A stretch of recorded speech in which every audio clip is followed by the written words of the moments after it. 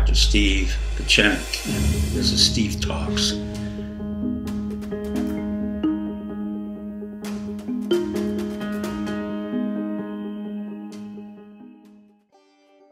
She's still telling me what to do. 5, 4, 3, 2, 1.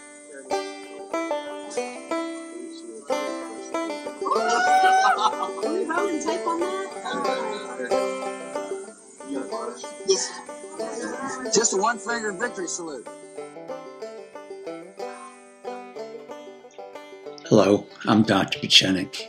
This week I want to address an issue that Bush Sr. brought up, saying that Trump was a blowhard and he didn't like him. Well, I'm sure the feeling is mutual. I happen to know a little bit about Bush Sr. Number one, he lies like a banshee. Number two, everything he says isn't absolutely true. Let's start with the premise that he was flying over the Pacific and that he was shot down. That's questionable. The people in his plane and those around him said that he just ejected out of his plane.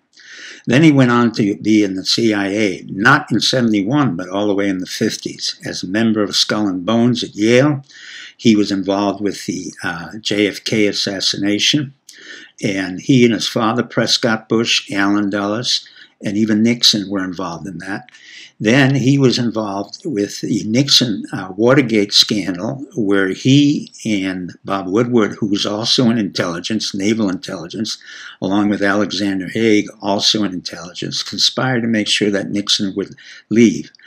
Then he became the vice president to Reagan. And that's an unusual relationship. What happened there is that the Bush family was very close to the Hinckley family for decades. In fact, they started in Midland, Texas, back in the 50s and 60s and contributed to each other's campaigns. In fact, Hinckley, who shot Reagan, was very closely tied to Neil Bush, who that night went out with Hinckley's brother. So we can assume he shot Reagan, and of course Baker took over.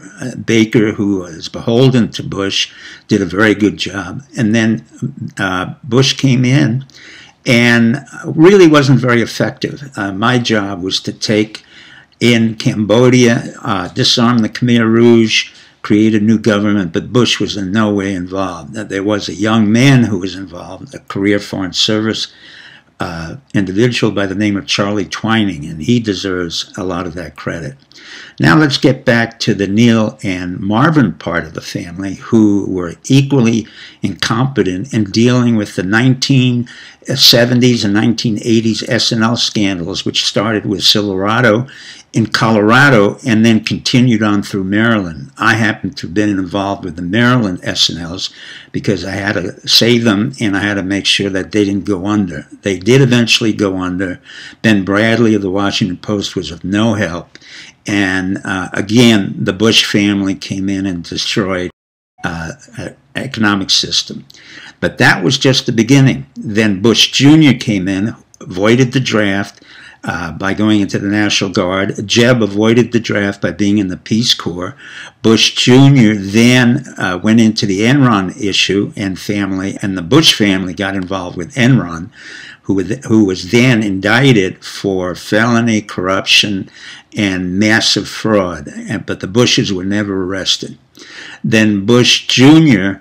got involved in 9/11. I'm certain that his father knew about it, Jeb Bush knew about it, and then we had that war in Iraq and Afghanistan. So what we have here is a history of treason, crimes, and lies. And of course, none of the Bushes would be held accountable.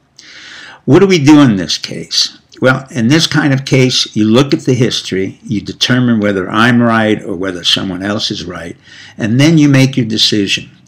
The Bush family, in my opinion, has come across as the virtue of the wide Anglo-Saxon Protestant family that comes out of the Northeast, primarily Kennebunkport, Maine. They go to Andover, they go to Yale, and then they serve the government. Well, in fact, they did serve the government, but they served it in a way that was completely selfish and self-centered.